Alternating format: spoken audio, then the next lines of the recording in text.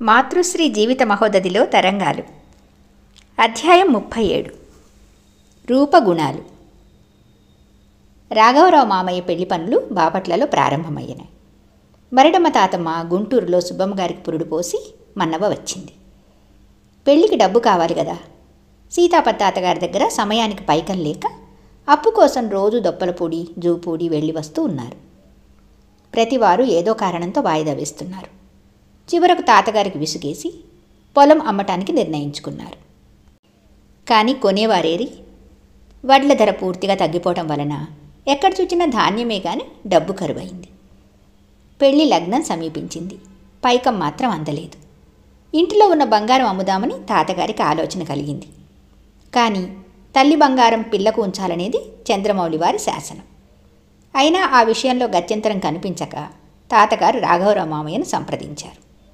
బంగారం విక్రయించడానికి మామయ్య అంగీకరించలేదు. అమ్మమ్మ నగలు అమ్మ కొరకు భద్రపరచవలసినదే అన్నారు. పైకం లేక పెళ్లి మానుకోవలసిన పరిస్థితి కనిపించి సీతాపతి తాతగారు మరిడమ్మ తాతమ్మను సలహా అడిగారు. తెనాలి వారు పెట్టినది కాక మిగతా బంగారం అమ్మి పెళ్లి ఖర్చులకు వాడుకోమని ఆమె ఉపాయం చెప్పింది. కానీ అట్లా వచ్చే డబ్బు ఏమాత్రం పెళ్లికి చాలేటట్లు కనిపించలేదు. అప్పుడు తాతమ్మ తెనాలి వారు అమ్మమ్మకు పెట్టిన బంగారం కూడా సగం అమ్మి అందుకుగాను అమ్మకు 2 ఎకరాల మాగాణి ఇవ్వమని సలహా ఇచ్చింది. తాతగారు అంగీకరించి బాపట్లకు ఉత్తరం రాశారు. బంగారం అమ్మి పనులు కొనసాగించమని. అమ్మ రోజులో ఎక్కువ భాగం గంగరాజు పున్నయ్య గారి తోటలో కాలక్షేపం చేసేది. అప్పుడప్పుడు దేవాలయానికి వెళ్ళి వస్తూ ఉండేది. పెళ్లి 10 రోజులుందనగా తాతగారు బాపట్ల ప్రయాణమైనారు. ప్రయాణానికి ముందు అమ్మను వెంటబెట్టుకుని గ్రామంలో పెండ్లికి ఆహ్వానించడానికి బయలుదేరారు. తాతగారు కొన్ని ఇళ్లలో పిలిచారు, కొన్ని ఇళ్లు వదిలివేశారు. కొన్ని ఇళ్లలో అందరినీ పిలిచారు, కొన్ని ఇళ్లలో కొందరిని మాత్రమే పిలిచారు. అమ్మకు ఆ ఆహ్వానం విసర్జనల ఆంతర్యం అవగాహన కానట్లుగా తాతగారిని అడిగింది. నాన్న, కొన్ని ఇళ్లను కొంతమంది మనుషులను వదిలివేశావేమి అని. బ్రాహ్మల్లో అందరినీ పిలిచాను, ఇతర కులాల్లో ముఖ్యమైన వారిని మాత్రమే పిలిచాను. అదేమిటి? పిలిచేదేదో అందరినీ సమంగా పిలువు. మన వాళ్ళందరినీ పిలిస్తే చాలేమ్మా. మనవాళ్ళంటే గుర్తేమిటి? మనం అనుకోవటమే కదా.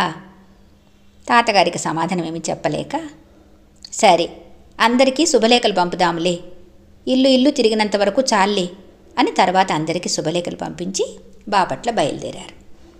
బాపట్ల చేరిన మరునాడే మామయ్యను పెళ్లి కొడుకుని చేశారు. పెళ్లికి మన్నవ నుండి దాదాపు సగం జనం వచ్చారు. కొందరు రైళ్లలో, కొందరు బస్సుల్లో అందరూ చేరారు. సీతాపతి తాతగారి కుటుంబము, సుబ్బమ్మ బామ్మగారి కుటుంబము అందరూ ఒకే బస్సులో సరాసరి పెళ్లికి తరలి వెళ్ళారు. పెమ్మరాజు పిచ్చయ్య గారు వర్షాలైనప్పటికీ కొర్నెపాడులో ఎంతో మర్యాదగా సలాంఛనంగా 5 రోజులు వివాహం చేశారు. అత్తగారికి ఇవ్వవలసిన లాంఛనాలన్నీ అమ్మకే ఇచ్చారు. బాపట్ల రాగానే పూసల పూల ఓడలో ఊరేగింపు చేసుకుని అతి వైభవంగా గృహప్రవేశోత్సవం జరిపారు. ఒక్కొక్కరు మామయ్య వద్దకు వచ్చి, ఎంత అదృష్టవంతుడివి, ఇంత అల్లరివాడికి ఎంత చక్కని పిల్ల దొరికింది, ఇకనైనా అల్లరి మానుకుంటావా అని అడిగారు. నేను భార్య కోసం చేస్తేగా అల్లరి మానుకోవడానికి, అల్లరి మానుకుంటే కానీ చేసుకోమని వారు షరతు పెట్టలేదుగా అన్నారు మామయ్య. అంతా నవ్వారు మామయ్య చమత్కారానికి. అంత వైభవపేతంగా వివాహం జరిగినా జానకమ్మ గారికి సంతోషం లేకపోగా బాధ కలిగింది. తన కూతురు రంగమ్మగారు లేదు కదా అని, తమకు అంత ఆస్తి ఉండి తన కొడుకు ఎంతో బుద్ధిమంతుడైనా తన కొడుకుకు అంతవరకు పెండ్లి కాలేదని. 3 నిద్రలు కాగానే బంధువులందరూ ఎవరి ఊళ్ళకు వారు వెళ్ళారు. తెనాలి వారు వెళ్ళారు. 16 రోజుల పండుగ కాగానే సీతాపతి తాతగారు, అమ్మ, మన్నవ వెళ్ళారు. మరిడమ్మ తాతమ్మ బాపట్లలోనే ఉండిపోయింది సీతాపతి తాతగారికి పెళ్లి సంబంధం చూచేటందుకు. మన్నవలో సీతాపతి తాతగారు, అమ్మ హోటల్లో భోజనం చేసే ఏర్పాటు చేసుకున్నారు. అక్కడ మాచమ్మగారే అమ్మకు రోజు నీళ్లు పోసి జడవేసేది. తాతగారు రోజు తెల్లవారుజామున కృష్ణ కాలువకు స్నానానికి వెళ్ళేవారు. ఒక్కొక్క రోజున ఏదో ఆలోచించుకుంటూ ప్రొద్దెక్కి 9 గంటలకు కానీ తిరిగి వచ్చేవారు కాదు. తాతగారి కోసం దారిలో ఏదో చూస్తూ అమ్మ కూర్చుండేది. ఒకరోజు మధ్యాహ్నం 12 గంటల దాకా తాతగారు వెనక్కి తిరిగి రాలేదు. ఎదురు చూచి అమ్మ కృష్ణ కాలువకు తానే బయలుదేరింది. దారిలో వర్తకులైన నీలకంఠం కారపూస పకోడీల తట్ట నెత్తిన పెట్టుకుని వెళుతూ ఉన్నాడు. అమ్మ కూడా అతని ప్రక్కనే వెళ్ళటం ప్రారంభించింది. అతను అమ్మను గుర్తించక అడిగాడు, ఎవరమ్మా ఇవి? పకోడీలు కావాలా? అమ్మ మారు పలకలేదు. ఏ అమ్మాయి, చెప్పవేమి? ఎన్నిసార్లు పిలిచినా అమ్మ పెదవులైనా కదపలేదు. నీలకంఠానికి విసుగేసింది, కోపం వచ్చింది. ఈ తట్ట నేను ఎత్తిన పెడిచినా తిక్క కుదురుతుంది. ఆ మాట అమ్మ మనసును కదిలించలేదు, కాలినడకను ఆపను లేదు. అతనికి ఏం చెయ్యాల్సింది తోచక అమ్మకెదురుగా వచ్చి, ఎన్నడిగినా పలకవేమి అంటూ గడ్డం పట్టుకొని తలపైకెత్తాడు. అమ్మను గుర్తించి ఆశ్చర్యపోయాడు. నాలిక కొరుక్కున్నాడు. తట్ట క్రిందకు దించాడు. అమ్మను చంకనెత్తుకున్నాడు. అక్కడి నుండి భుజం పైకెక్కించుకున్నాడు. తట్ట నెత్తికెత్తుకున్నాడు. అమ్మను తట్టలో కారపూస తీసుకు తింటూ కూర్చోమని చెప్పాడు. దారిలో కొందరు బాటసార్లు ఎదురయ్యారు. అందులో ఒక ఆయన తమ పిల్లను భుజం ఎక్కించుకున్నాడు. అంతవరకు నీలకంఠంతో అమ్మ ఏమీ మాట్లాడలేదు. బాటసారులు ఎదురుగా దగ్గరకొచ్చారు. అమ్మ నీలకంఠాన్ని పిలిచి, నీవు నన్ను ఎత్తుకున్నట్లు ఆయన ఆ అమ్మాయిని ఎత్తుకున్నాడు, కానీ నెత్తిన కారపూస తట్ట లేదు. మనం కొంచెం పెడదామా? నీలకంఠం ఏమీ జవాబివ్వలేదు. అమ్మ క్రిందికి దిగుతానన్నది. నీలకంఠం దించాడు. అమ్మ ముందుకు నడుస్తుంటే వెనక్కు పిలిచి తట్టలోని కారపూస తీసి అమ్మ ఒళ్ళో పోశాడు. నీవు వెళ్తూ ఉండు, నేను మెల్లగా వస్తానులే అని అమ్మ నీలకంఠానికి చెప్పి అతనిని పంపి బాటసారుల దగ్గరకు పరిగెత్తుకుని వెళ్ళి ఒళ్ళో కారపూస తీసి వాళ్ళ అమ్మాయికి పెట్టమని వాళ్ళ దోసెట్లో పోసి తిరిగి వచ్చింది. నీలకంఠం వెనక్కి తిరిగి అదంతా చూచి ఆశ్చర్యపడి, భలే అమ్మవమ్మాయి అన్నాడు. నేను అమ్మనా అమ్మాయినా? పెట్టటం చూస్తే అమ్మవలే ఉన్నావు, వయసును బట్టి చిన్నపిల్లవు. అంటే గుణానికి అమ్మవు, రూపానికి అమ్మాయి. బాగున్నది నీ సమర్థన అని అమ్మ నవ్వింది. ఇంకొంచెం పట్టు అని కారపూస అమ్మ ఒళ్ళో పోస్తూ, ఎప్పుడూ కారపూసేనా, పకోడీలు పెట్టమంటావా అని అడిగారు. ఏది పెట్టినా తింటాను, తినటం ఎట్లా ఉన్నా తీసుకుంటాను. మళ్ళీ ఎవరికైనా పెట్టడానికా అడిగాడతను. నీవు నాకు పెట్టుకుంటే నీకెంత తృప్తో, ఎవరికైనా పెట్టుకుంటే నాకంత తృప్తి. సరే నీ ఇష్టం, పెట్టుకో అమ్మా. రాఘవరావు గారే అనుకున్నాను, నీవు ఆయన కంటే తెలివిగలదానువమ్మా. అంతలో కాలువ దగ్గరికి వచ్చారు. అమ్మ తనకు పెట్టిన కారపూస పకోడీలు అక్కడ ఆడుకునే పిల్లలందరికీ పంచింది. వాళ్ళవి తింటుంటే వాళ్ల ముఖాల్లో జ్యోతితమైన ఆనంద దీప్తిని చూస్తూ కొన్ని క్షణాలు గడిపి తాతగారి కోసం చుట్టూ చూచింది. తాతగారు కనిపించలేదు. తిరిగి నీలకంఠంతోనే ఇంటికి వెళ్ళవచ్చునని అక్కడనే అమ్మ కూర్చున్నది. సాయంకాలం 4 అయింది.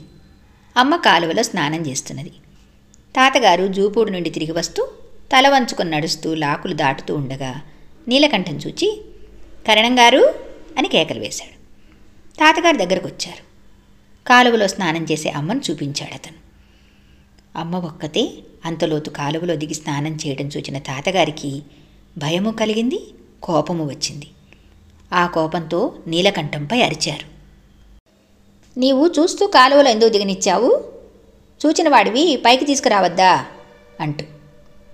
అసలు ఎందుకు వచ్చింది ఇక్కడకు అని తనకు తానే ప్రశ్నించుకుంటూ కాలువ ఒడ్డుకు వచ్చి, ఎక్కు ఒడ్డుకు అని అమ్మను కసురుతూ చెయ్యందించారు ఆసరాగా తాతగారు. నేను ఎక్కుతానులే నాన్న అంటూ అమ్మ తానే ఒడ్డుకు వచ్చింది. ఎందుకొచ్చావు ఒంటరిగా ఇక్కడకు? మామూలుగా నీవు వచ్చే వేళ దాటినా నీవు రాకపోయేసరికి నేనే వచ్చాను. ఇంతకు అన్నం తిన్నావా అడిగారు తాతగారు. నీవు లేకుండా వారింటికి వెళ్ళటం అలవాటు లేదుగా. నీవు వెళితే వారు పెట్టకపోయారా? అలవాటేమిటి? అలవాటు చేసుకుంటే వచ్చేది. అమ్మ ఇక ఏమీ మాట్లాడక విప్పిన గౌనుతోనే వళ్ళు తుడుచుకొని ఆ గౌను తొడుక్కున్నది. ఆ తల చూడు, నీళ్లు గారుతున్నది. కాస్తా కూస్తా జుట్టు కాదు కదా, ఎందుకు తడుపుకున్నావు? ఏం పెట్టి తుడిచేది అని తన పైగుడ్డ తీసి తలకు పిడివేస్తూ, తలంటి పోసేవాళ్ళు కూడా లేరు కదా అంటూ నిట్టూర్చారు తాతగారు. తాతగారు అమ్మ నీలకంఠము కలిసి ఊళ్ళోకి వచ్చారు. ఊళ్ళోకి వచ్చేటప్పటికి ప్రొద్దు కుంకింది. ఇప్పుడు అన్నం పెట్టిస్తాను, తింటావా అని అమ్మను తాతగారు అడిగారు. నీతోనే తింటాను నాన్న.